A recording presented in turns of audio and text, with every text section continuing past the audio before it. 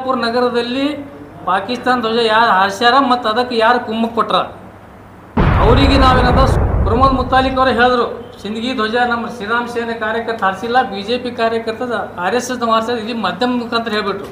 ಮತ್ತು ಅದರ ಬಗ್ಗೆ ಯಾಕೆ ಪ್ರತಿಕ್ರಿಯೆ ಕೊಟ್ಟಿಲ್ಲ? ನಾವು ಅವ್ರ ಹೆಸರು ಹೇಳಕ್ಕೂ ನಮಗೂ ನಾಲಿಗೆ ಹೊಲಸಾಗ್ತದೆ. ಈಗ ಅವರು ಆ ಪುಣ್ಯಾತ್ಮನ ಹೆಸರು ತೊಗೋಬೇಕಾದ್ರೆ ಅಷ್ಟು ಹೊಲಸಾಗ್ಬಿಟ್ಟವ್ರು ಬಾಯಿನವ್ರು. ಅದಕ್ಕೇನದ ಅವರಿಗೂ ನಾವೇನದ ನಮಗೂ ಆ ಭಾಷೆ ಉಪಯೋಗ ಮಾಡಕ್ಕೆ ಆದಿಲ್ ಶಾಖ ಬಾಪ್ ಅಂದ್ರೆ ಮತ್ತು ಆದಿಲ್ ಶಾ ತಂದೆ ಅಂತ ಹೇಳಾಗಾಯ್ತು. ಬಾಪ್ ಅಂದ್ರೆ ತಂದೆ, ಮತ್ತು ಅವರು ಇಬ್ಬರು ಮಕ್ಳು ಅದಾರ, ಮತ್ತು ಅವ್ರು ಏನು ತಿಳ್ಕೊಬಾರ್ದು. ನಮ್ಮಪ್ಪ ನಾವು ಇವ್ರನ್ನ ತಿಳ್ಕೊಂಡೇವು, ಮತ್ತು ಅವ್ರು ನಮ್ಮ ಬಾಪ್ ಮತ್ತು ಇವ ಬೇರೆ ಹೇಳಕತ್ತ ಅಂತೇಳಿ ಅಂಶವಳಿ ಅಂದ್ಕೊಳ್ಳಿ. ಮತ್ತು ಇದು ನಮಗೆ ಇವ ಹಿಂದೂ ನಕಲಿ ಹಿಂದೂ ಅದಾನ ಅಂತ ಅದು ಅರ್ಥ. ಮತ್ತೀಗ ಇವ ಏನು ಮುಸ್ಲಿಂ ವಂಶವಳಿಗೆ ಅದಾನೋ, ಏನು ಹಿಂದೂ ಜಾತಿ ಒಳಗೆ ಬಿಟ್ಟಾನೋ ಅಂತಾನೆ ಒಂದು ದೇಶ ಪೊಲೀಸ್ ಇಲಾಖೆಯ ಕಾನೂನು ಎಲ್ಲ ಗಾಳಿ ತುರುದನ್ನದು. ಅವರಿಗಷ್ಟು ಕಾಯ್ದೆ, ಉಳುಕಿದವರಿಗೆ ಬೇರೆ ಸಾಮಾನ್ಯ ಹೋರಾಟಗಾರರಿಗೆ, ರೈತ ಹೋರಾಟಗಾರರಿಗೆ ಯಾರಾದರೂ ಒಂದು ಸಭೆ ಸಮಾರಂಭ ಮಾಡಿದ್ರೆ ಅವರಿಗೆಲ್ಲ ಕಡ್ಡಾಯ ಇದು ಕಂಡೀಷನ್ಸ್ ಹಾಕ್ತಾರೆ.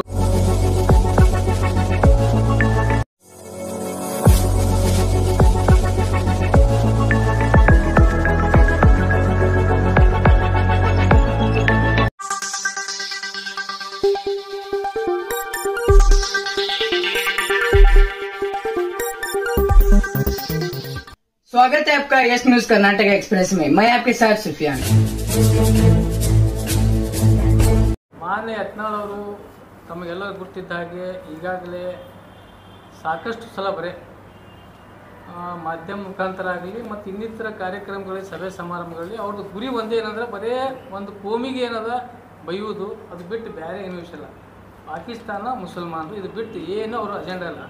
ಪುಣ್ಯಾತ್ಮ ನಗರದಲ್ಲಿ 20 ದಿವಸಿಗೆ ನೀರು ಬರ್ಲಾಕತ್ತದ, ಆಹಾಕಾರದ ಜನ ಅವನಿಗೆ ಶಾಪ್ ಹಾಕ್ಲಾಕತ್ತಾರೆ. ಊರಾಗ ಸಣ್ಣ ಮಕ್ಕಳು ಹಿಡ್ಕೊಂಡು ಎಲ್ಲರೂ ನಗರ ಶಾಸಕ ಆ ನೀರು ಕುಡಿಯೋ ನೀರಿನ ಬಗ್ಗೆ ಒಂದು ದಿವಸ ಚಕಾರ ಶಬ್ದ ಇಲ್ಲ. 20 ದಿವಸದಲ್ಲಿ ಇದು ಅಧಿವೇಶನ ಬರೀ ಪಾಕಿಸ್ತಾನ ಅದು ಆಯಿತು. ಆ ಅಂಬೇಡ್ಕರ್ ಹಿಂಗಂದ್ರು ಸುಮ್ ತಪ್ಪೇನು ಹೇಳೋದು, ಇಸ್ಲಾಂ ವಿರೋಧ ಅಂಬೇಡ್ಕರ್ ಬಗ್ಗೆ, ಡಾಕ್ಟರ್ ಬಾಬಾ ಸಾಹೇಬ್ ಅಂಬೇಡ್ಕರ್ ಬಗ್ಗೆ, ಇಸ್ಲಾಮದ ಬಗ್ಗೆ ವಿರೋಧ ಮಾತಾಡೋದು ಹೇಳಿ ಏನಾದರೂ ತಪ್ಪಲ್ಲಿ ಹೇಳಿಕೆ ಕೊಟ್ಬಿಟ್ರೆ ಮನೆ ಇದು ಅಧಿವೇಶನದಲ್ಲಿ ಈ ರೀತಿ ಪುಣ್ಯಾತ್ಮ. ಮತ್ತೇನು ಹೇಳ್ತಾರೆ, ನಾ ಅವ್ರಿಗೊಂದು ಪ್ರಶ್ನೆ ಕೇಳ್ತೇನೆ. ನೀವು ನಗರ ಶಾಸಕರಾಗಿ ಕೇಂದ್ರ ಸಚಿವರಿದ್ದೀರಿ, ಸಾಕಷ್ಟು ಸಲ ಬರೀ ಅಧಿಕಾರ ಒಳಗೆ ಇದ್ದೀರಿ. ನೀವು MLC ಆಗಿರಿ, ಕೇಂದ್ರ ಮಂತ್ರಿ ಆಗಿರಿ, 2 ಸಲ ಲೋಕಸಭಾ ಸದಸ್ಯರಿ, 2 ಸಲ MLA ಆಗಿರಿ. ಮತ್ತು ತಮ್ಮ ಮತಕ್ಷೇತ್ರದಲ್ಲೇ ಬಿಜಾಪುರ ನಗರದಲ್ಲೇ 2 ಕಡೆ ಪಾಕಿಸ್ತಾನ ಜೆಂಡಾ ಹಾರಿಸಿದ್ರು, ಟಿಪ್ಪು ಸುಲ್ತಾನ್ ಸರ್ಕಲ್ ಮತ್ತು ಮನಗೋಲ್ ಅಕ್ಸಿಬಲಿ. ಮತ್ತು ಅದರ ಬಗ್ಗೆ ಯಾಕೆ ಇನ್ನೂವರೆಗೆ ಅಧಿವೇಶನದಲ್ಲಿ ಪ್ರಶ್ನೆ ಮಾಡಿಲ್ಲಪ್ಪ? ಯಾಕೆ ಮಾಡಿಲ್ಲ ಇನ್ನೂವರೆಗೆ? ಯಾಕಂದ್ರೆ ಅದಕ್ಕೆ ನಮಗೆ ಸಂಶಯ ಬರ್ತದೆ. ಈಗ ನಾವು ಬೈತೇವೆ, ಈಗ ನಾವು ಅವ್ರು ಏನು ಅಧಿವೇಶನ ಹೇಳ್ತಾರೆ, ನನಗೆ ಸ್ಪೀಕರೇ ಅಧಿಕಾರ ಕೊಟ್ಟವನಾಗ ಏನು ಬೇಕಾದ ಪಾಕಿಸ್ತಾನ ನಮ್ಮ ದೇಶದ ವಿರೋಧಿಗಳಿಗೆ ಪಾಕಿಸ್ತಾನ ಜಯಕಾರ ಮಾಡೋರಿಗೆ ಹ್ಯಾಂಗೆ ಬೇಕಾದಾಗ ಏನು ಬೇಕಾದ ಬಾಯಿ ಬಂದಾಗ ಬೈಯತ್ತೇವೆ. ಈಗ ನಾವು ಏನು ಮಾಡ್ತೀವಿ ಅಂದ್ರೆ ವಿಜಯಪುರ ನಗರದಲ್ಲಿ ಮತ್ತು ಸಿಂದಗಿಯಲ್ಲಿ ಏನು ಪಾಕಿಸ್ತಾನ ಧ್ವಜ ಏನು ಹಾರಿಸಿದ್ರು ಮತ್ತು ಹಾರಿಸ್ಲಿಕ್ಕೆ ಯಾರು ಅದಕ್ಕೆ ಹಿಂದೆ ಪ್ರಚೋದನೆ ಕೊಟ್ಟಿದ್ರು, ಯಾರು ಬೆಂಬಲ ಮಾಡಿದರು, ಅವರಿಗೂ ನಾವು ಅವ್ರ ಭಾಷೆಯಲ್ಲಿ ಯಾವ ರೀತಿ ಅವ್ರಿಗೆ ಏನದ, ನಾವು ತಾಯಿ ಗಂಡ ಮಗನೇ ಅಂತ ಹೇಳ್ಬೇಕಾಗ್ತದೆ. ಅವ ದೇಶ ದ್ರೋಹಿ ಅಂತ ಹೇಳ್ತೇವೆ. ಮತ್ತು ಏನು ಅವ ಏನೇನು ಹೇಳಲ್ಲ, ಅದಕ್ಕಿಂತ ಹೆಚ್ಚು ನಮಗೆ ಹೇಳಕ್ಕೆ ಬರ್ತದೆ. ಅದಕ್ಕೆ ನಾವು ಯಾರಿಗೆ ಹೇಳಕತ್ತೀವಿ ಅಂದ್ರೆ ಇದು ಬಿಜಾಪುರ ನಗರದಲ್ಲಿ ಪಾಕಿಸ್ತಾನ ಧ್ವಜ ಯಾರು ಹಾರಿಸ್ಯಾರ ಮತ್ತು ಅದಕ್ಕೆ ಯಾರು ಕುಮ್ಮಕ್ ಕೊಟ್ರ ಅವರಿಗೆ ನಾವೇನದ ಗದ್ದಾರ, देश का गद्दार, समाज का गद्दार, मतदार का गद्दार, सब कुछ ನಾವು ಹೇಳಬೇಕಾಗ್ತದೆ. ನೀವು ಅದಕ್ಕೆ ಯಾರು ಇದಕ್ಕೆ ಬೆಂಬಲ ಕೊಟ್ಟಾರ, ಯಾರಿದು ಇಂಥವು ದೇಶ ವಿರೋಧಿ ಕೆಲಸ ಮಾಡ್ಯಾರ, ಯಾರು ಜೆಂಡಾ ಹಾರಿಸ್ಯಾರ. ಪ್ರಮೋದ್ ಮುತಾಲಿಕ್ ಅವರು ಹೇಳಿದ್ರು, ಸಿಂದಗಿ ಧ್ವಜ ನಮ್ಮ ಶ್ರೀರಾಮ್ ಸೇನೆ ಕಾರ್ಯಕರ್ತ ಹಾರಿಸಿಲ್ಲ, BJP ಕಾರ್ಯಕರ್ತ RSS ಹಾರಿಸಿದ, ಇದು ಮಾಧ್ಯಮ ಮುಖಾಂತರ ಹೇಳ್ಬಿಟ್ರು. ಮತ್ತು ಅದರ ಬಗ್ಗೆ ಯಾಕೆ ಪ್ರತಿಕ್ರಿಯೆ ಕೊಟ್ಟಿಲ್ಲ? ಮತ್ತು ಇದು ಬರೀ ಇದು ಮೊನ್ನೆ ಮಂಡ್ಯದಲ್ಲಿ ನಾವು ನೋಡ್ರಿ, ಇದು ಎಲ್ಲ ಜಯಕಾರ ಹಾಕ್ಲಾಕತ್ತಾರ. ಮೊನ್ನೆ ಅದಕ್ಕೊಂದು ಇದು ಬಾಯಿ ಮುಚ್ಲಾಕತ್ತಾರ. ಮೊನ್ನೆ ಮುಖ್ಯಮಂತ್ರಿನೇ ಅದಕ್ಕೆ ಪ್ರಸ್ತಾಪ ಮಾಡಿದ್ರು ಮೊನ್ನೆ ಅಧಿವೇಶನದಲ್ಲಿ. ಅದನ್ನು ಕೂಡ ಅವ್ರು ಹಾರಿಸಿದ್ರೆ ಅದ್ರ ಬಗ್ಗೆ ಏನೂ ಇಲ್ಲ.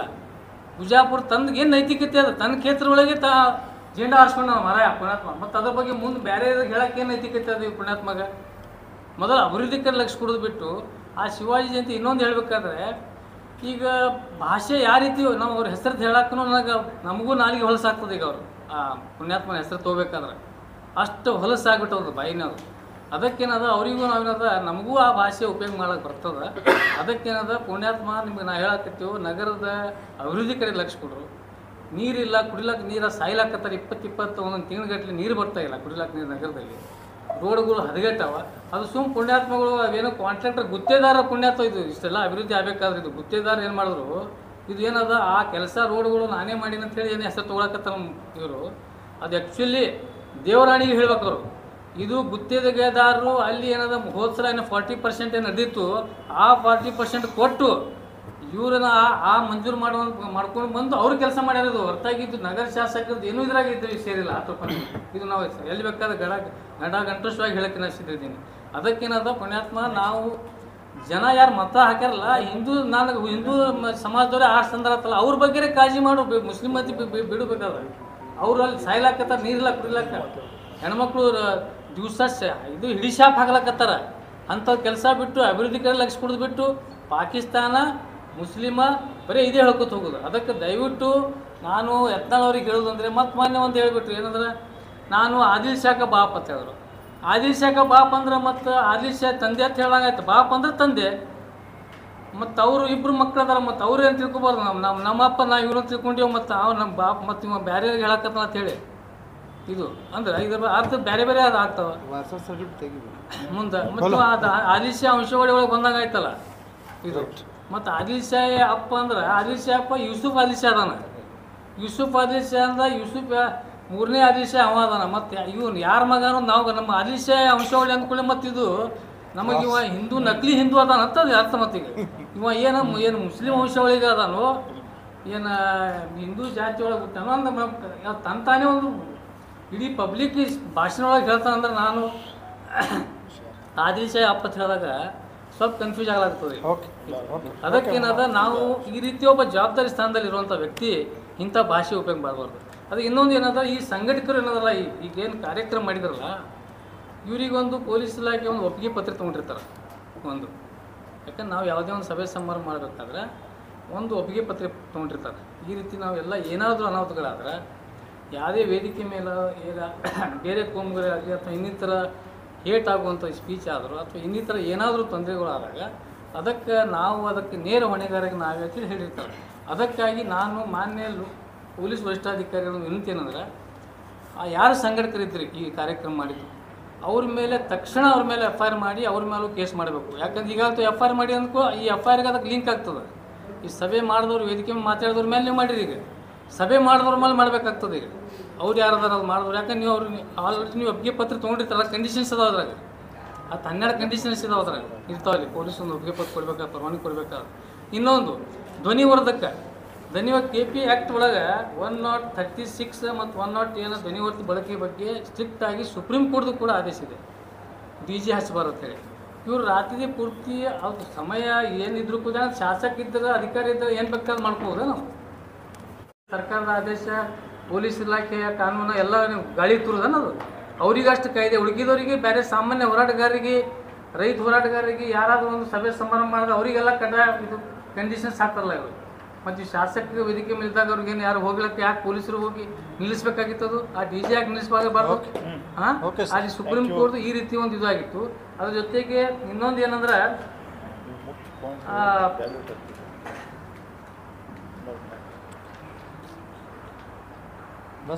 ಹಿಂದೂ ರಾಷ್ಟ್ರ ನಾವು ಘೋಷಣೆ ಮಾಡ್ತೀವಿ ಅಂತೇಳಿ ಮೊನ್ನೆ ರಾಜಾ ಸಿಂಗ್ ಮತ್ತು ಇವರು ಹೇಳಿದರು. ಮೊನ್ನೆ ಹೈಕೋರ್ಟ್ದ ಆದೇಶ ಆಗಿದೆ, ಹಿಂದೂ ರಾಷ್ಟ್ರ ಹೇಳಿದ್ರೆ ಅದು ರಾಷ್ಟ್ರ ವಿರೋಧಿ ಅಂಥೇಳಿ ಮೊನ್ನೆ ತಾನೇ ಹೋದ ವಾರದಲ್ಲಿ ನಮ್ಮ ಹೈಕೋರ್ಟ್ನಲ್ಲಿ ಒಂದು ಆದೇಶ ಇದೆ. ಇನ್ನೂರಿಗೆ ಅದು ಆಗೋರಿಗೆ ಈ ರೀತಿ ಹೇಳಿದ್ರೆ ಅದೂ ದೇಶ ವಿರೋಧಿ ಚಟುವಟಿಕೆ ಅಂತೇಳಿ ಸ್ಪಷ್ಟವಾದಂಥ ಹೈಕೋರ್ಟ್ ಆದೇಶ ಇದೆ. ಅದಕ್ಕಾಗಿ ನಾವು ಮಾನ್ಯ ಯತ್ನಾಳ್ ಸಾಹೇಬರಿಗೆ ಹೇಳೋದೇನಂದ್ರೆ, ಈ ರೀತಿ ಸೌಹಾರ್ದತೆ ಕೆಡಿಸೋದು ಮತ್ತೆ ತಾವು ಈ ರೀತಿ, ಯಾಕಂದ್ರೆ ಭಾಳ ಗಂಡಸ್ತನವನ್ನು ಮಾತಾಡಿದವರು, ನಾ ಹಂಗೆ ಅದು ಏನೋ ಯಾರೋ ಇದು ಹರಿದ್ರೆ ಹಂಗಾಯ್ತು, ನಾ ಭಾಳ ಗಂಡಸ್ತನ. ಮತ್ತು ಹಂಗಷ್ಟು ಗಂಡಸ್ತನ ಇದ್ರೆ ಆ ಪಾಪ ಅಮಾಯಕ ಎಲ್ಲ ಕಾರ್ಯಕರ್ತರಿಗೆ ಇದು ಪೊಲೀಸ್ ಸ್ಟೇಷನ್ ಒಳಗೆ ಅರೆಸ್ಟ್ ಮಾಡಿಸಿ ತಾವು ಹೋಗಿ ಕೊಲ್ಹಾಪುರ ಒಳಗೆ ಲಾಡ್ಜ್ ಒಳಗೆ ಹೋಗಿ ಡೊಕ್ಕ ಕೂತಿದ್ರಲ್ಲ, ಅವಾಗ ಬಾಗಲಕೋಟೆ SP ಓದಿ ತೊಗೊಂಡು ಬಂದ. ಅವಾಗ ಈ ಮಿಲಿಟನ್ ಯಾರು ಅವರು ಮಾರ್ಟಿನ್ ಅಂತೇಳಿ ಇಂಥ SP ಇದ್ರು ಬಾಗಲಕೋಟೆ. ಅವಾಗ ಹೋಗಿ ಹಿಡ್ಕೊಂಡು ಬಂದ್ರು. ಅವಾಗ ಈ ಕಡೆ 100 ಮಂದಿ, ಆ ಕಡೆ 100 ಮಂದಿ ಮೇಲೆ ಕೇಸ್ ಬಿತ್ತು. ಮನೆ ಅದು ಕೇಸಿನ ನಡೆದದು. ಇಂಥ ಪ್ರಚೋದನಕಾರಿ ಮಾಡೋದು, ಯುವಕರಿಗೆ ತಪ್ಪು ಸಂದೇಶ ಕೊಡೋದು, ತಪ್ಪು ಇತಿಹಾಸ ಹೇಳೋದು, ಶಿವಾಜಿ ಇತಿಹಾಸ. ಈಗ ನಮ್ಮ ತಪ್ಪಾದ್ರು ಹೇಳಿದಾಗೆ ಅಲ್ಲಿ ಶಿವಾಜಿ ಜಯಂತಿ ಅಂದ್ರೆ ಯಾವಾಗ ಬೇಕಾದ್ರೆ ಜಯಂತಿ ಮಾಡೋದು. ಅದ್ರದ್ದು ಏನಾರ ಒಂದು ಮಹತ್ವ ಬೇಕಲ್ಲ. ಒಂದು ಶಿವಾಜಿ ಜಯಂತಿ ಆಗಲಿ ಯಾವ ಮಹನೀಯರ ಜಯಂತಿ ಮಾಡಬೇಕಾದ್ರೆ ಅವ್ರ ಒಂದು ದಿವಸ ಇರ್ತಾವೆ, ಒಂದು ದಿನಾಂಕ ಇರ್ತಾವೆ, ಅದಪ್ಪ ಮಾಡಿ ಇಲ್ಲ ಅವ್ರಿಗೆ ಬೇರೆ ಇದಾಗ ಮಾಡ್ಬಾರ್ದು ನಮ್ದಿಲ್ಲ. ಆದ್ರೆ ಅವರ ಆದರ್ಶ ಏನದಾವ ಅವ್ರ ಬಗ್ಗೆ ಒಂದು ಗುಣಗಾನ ಮಾಡ್ತಾರೆ ಬಿಟ್ಟು ಬರೀ ಮುಸಲ್ಮಾನರಿಗೆ ಪಾಕಿಸ್ತಾನ ವಿರುದ್ಧ ಮುಸಲ್ಮಾನ ವಿರುದ್ಧ ಸಭೆ ಇತ್ತು. ಒಂದು ಶಿವಾಜಿ ಜಯಂತಿ ಬಗ್ಗೆ ಇತ್ತು. ಶಿವಾಜಿ ಬಗ್ಗೆ ಇಡೀ ಇತಿಹಾಸ ಹೇಳ್ಬೇಕಾದ್ರೆ ಭಾಳ ಅದ. ಅವರೆಷ್ಟು ಸೌಹಾರ್ದತೆ ಉತ್ತಮ ಇಡೀ ರಾಷ್ಟ್ರದಲ್ಲೇ ಛತ್ರಪತಿ ಶಿವಾಜಿ ಮಹಾರಾಜ ಆ ಒಂದು ಜಾತ್ಯತೀತ ಮಹಾರಾಜ, ಜಾತ್ಯತೀತ ಒಬ್ಬ ರಾಜ ಇಡೀ ದೇಶದಲ್ಲೇ ಹುಟ್ಟಿಲ್ಲ ಅದನ್ನು ಹೇಳ್ತೇವೆ. ಮತ್ತು ಪಾಕಿಸ್ತಾನದ ಏನು ಧ್ವಜ ಹಾರಿಸಾರಲ್ಲ, ಈಗ ಯಾರಾದರೂ ಧ್ವಜ ಹಾರಿಸೋರಾಗಲಿ ಪಾಕಿಸ್ತಾನ ಈ ರಾಷ್ಟ್ರದಲ್ಲಿ ಇದ್ದು ಈ ರಾಷ್ಟ್ರದ ಅನ್ನ ಮತ್ತು ಗಾಳಿ ನೀರು ತಿಂದು ಏನು ದೇಶದ ದ್ರೋಹ ಏನು ಬಗಿತಾರ, ಪಾಕಿಸ್ತಾನ ಜಿಂದಾಬಾದ್ ಏನು ಮಾಡ್ತಾರ, ಪಾಕಿಸ್ತಾನ ಜೊತೆ ಹೇಳ್ತಾರೆ, ಅಂಥವ್ರಿಗೆ ಗಲ್ಲು ಶಿಕ್ಷೆ ಕೊಡ್ಬೇಕಂತೇಳಿ ನಾವು ಈ ಸೌಹಾರ್ದ ವೇದಿಕೆಯಿಂದ ಒತ್ತಾಯ ಮಾಡ್ತೀವಿ. Delta learn online spoken English classes लाया है आपके लिए सुनहरा मौका। स्पोकन इंग्लिश आजकल न सिर्फ एक शौक है बल्कि अहम ज़रूरत बन चुका है। अगर आप लोग घर बैठे इंग्लिश सीखना चाहते हो तो अभी हमारे एक्सपर्ट से संपर्क करें 9972295999 और 8050828793। ಯಾವುದೇ ಹೊಸ ಸುದ್ದಿಯನ್ನ ನೋಡಲು ನಮ್ಮ ಎಸ್ ನ್ಯೂಸ್ ಕರ್ನಾಟಕ ಎಕ್ಸ್‌ಪ್ರೆಸ್ನ ನೋಡ್ತಾ ಇರಿ. ಹಾಗೆ ನಮ್ಮ ಚಾನೆಲ್ನ ಸಬ್ಸ್ಕ್ರೈಬ್ ಮಾಡಿ, ಬಾಜು ಇರುವ ಬೆಲ್ ಐಕಾನ್ ಅನ್ನ ಕ್ಲಿಕ್ ಮಾಡಿ. ಹಾಗೆ ನಮ್ಮ ಚಾನೆಲ್ನ ಲೈಕ್ ಮಾಡಿ, ಶೇರ್ ಮಾಡಿ. ನಮ್ಮ ನಡೆ ಸತ್ಯದ ಕಡೆ.